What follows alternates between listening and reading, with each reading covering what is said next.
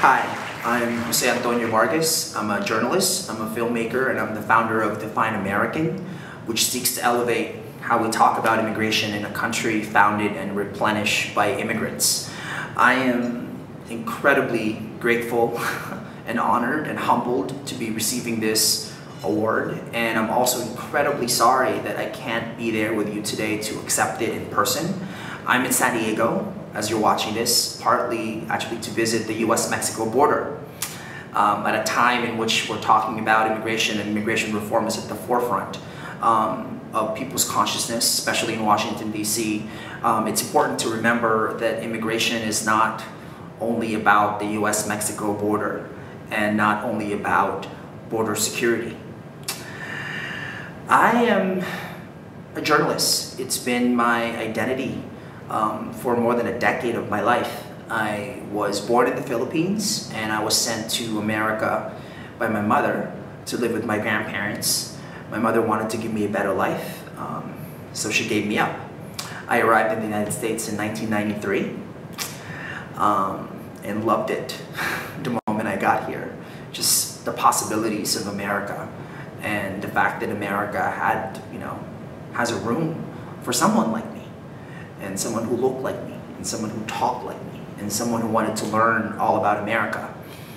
It wasn't until I was 16 years old, 4 years later after arriving here, that I found out, after going to the DMV to get my driver's license, that I'm undocumented, that the papers that my grandfather, a naturalized American citizen, had bought for me to get me here, that the green card and the passport that he had purchased were actually fake. I was 16 and it was 1997, 4 years before the DREAM Act was even introduced. My saving grace, my salvation, was actually journalism. The following year, when I was 17, my English teacher, Mrs. Dewar, said I was asking too many annoying questions and I should do this thing called journalism. And so she sent me to a journalism camp in San Francisco. And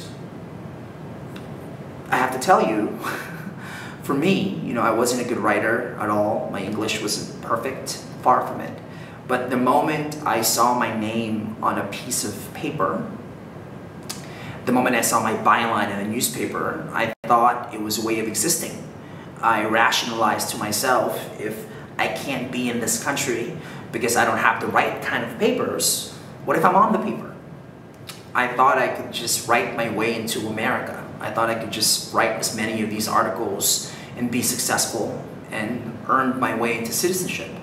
At least that was my plan.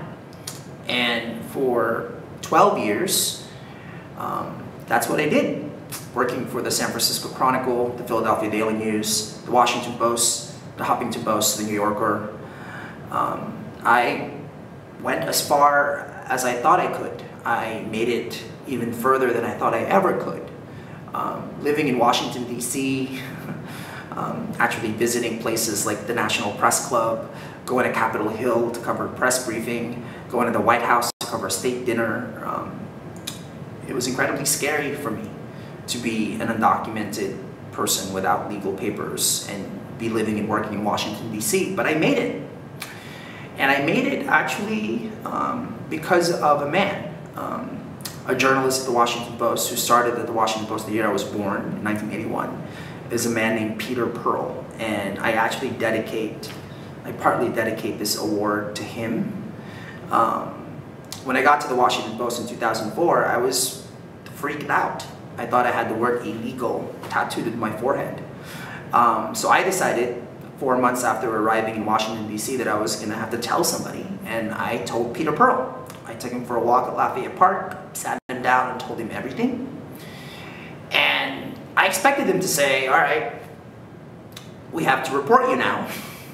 Instead, he said, this is now our shared problem. Keep going. And I wonder how many other Peter Pearls are across the country doing that exact same thing for undocumented people like me.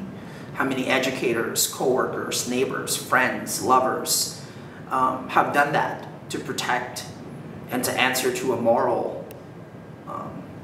There's law and there's what's right.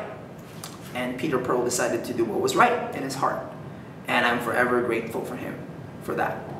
And I also dedicate this award to my dear friend Gabby Pacheco and all the other undocumented young people who bravely and courageously came out to tell their stories long before I did.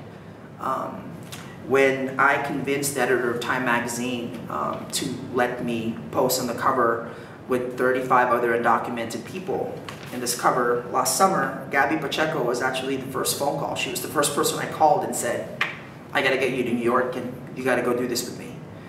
And the headline is, "We are Americans, just not legally." And as Washington, as Capitol Hill, debates this historic immigration bill, and as we debate what the future of our country is going to be like, and how we're going to change our laws, I'm here to say to you that I am an American. I just don't have the papers to show you.